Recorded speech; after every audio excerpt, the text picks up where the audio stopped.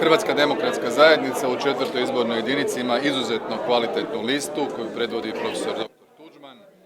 Cijenim dosadašnji angažman svih naših saborskih zastupnika kojih ovdje ima nekoliko na listama, 2 doktorice znanosti, ministar regionalnog razvoja Tolušić, niz čelnika jedinica lokalne uprave i samouprave, niz ljudi dokazanih u svojim profesionalnim karijerama.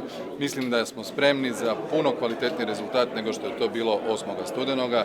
Pozivamo ih na vrlo aktivnu, artikuliranu kampanju, okrenuto prioritetima onoga što nazivamo HDZ-ov projekt Slavonija, a to je zapošljavanje, poljoprivreda, demografska obnova, obrazovanje, zdravstvo. Zašto ponovno nosite listu 4. izbornoj jedinici nije Slavonijski Mirovac? Mi smo imali, već sam to rekao nekoliko puta, slatke brige, imamo ih možda i u budućnosti oko sastavljanja vlade, pa imali smo i oko sastavljanja prvih ljudi na listama.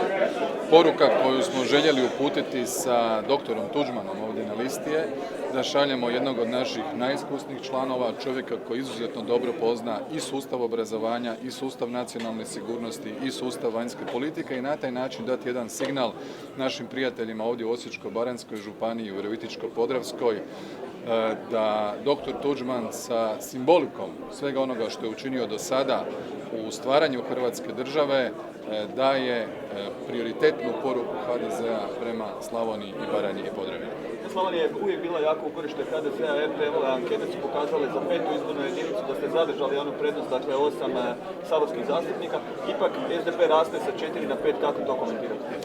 Ono što ja moram kao novi predsjednik HDZ-a koji je na dužnosti malo više od mjesec dana naglasiti da sam izuzetno zadovoljan, da smo mi u rekordno kratkom roku preokrenuli trendove od jednoga pada kojeg smo imali, znate i sami zbog poznatih zbivanja, do pozicije u kojoj imamo trenutno, koliko se meni čini na nacionalnoj razini, i bolje izglede nego što je to bilo 8. studenoga. Mislim da je to jako dobro. Očekujem izvrsne rezultate i u 4. i u 5. izbornoj jedinici. Posebno ću voditi računa da još nekoliko puta i osobno dođem podržati naše kandidate ovdje. Kada je riječ o rezultatima drugih stranaka, vodite računa da je SDP-ova išao sa takozvanom narodnom koalicijom, jer mi smo prava narodnjačka opcija, evropski pučani su narodnjaci. Nisam siguran koliko je od svih tih kandidata, njihovih zastupnika, koliko od drugih stranaka. Evo, i sami ste rekli, kampanja je već počela. Danas na društvenim mrežama Gordan Maras je rekao kako su oponenti krenuli poprilično prljavo, misleći na vas, da ste ih zabranili jednom bendu, riječ je o bendu Gazda, da svira SDP-u na izbornoj kampanji. Što mislite o tome, kako to komentirate i ko će vama svirati? Samo malo, sam nas dobro razumio. Gospodin Maras kaže da je HDZ zabranio jednom bendu da svira za njih, Gazdama. Nemam pojma o tome, niti sam znao da su ih angažirali, niti da su odustali od suradnje. Zadnja stvar na svijetu kojom bi se ja bavio kao čelnik HDZ-a je da određujem tko će kome na koji način biti gost na izbornim skupovima. Kada je riječ o našoj kampanji, kao što vidite, mi smo uz narod non stop.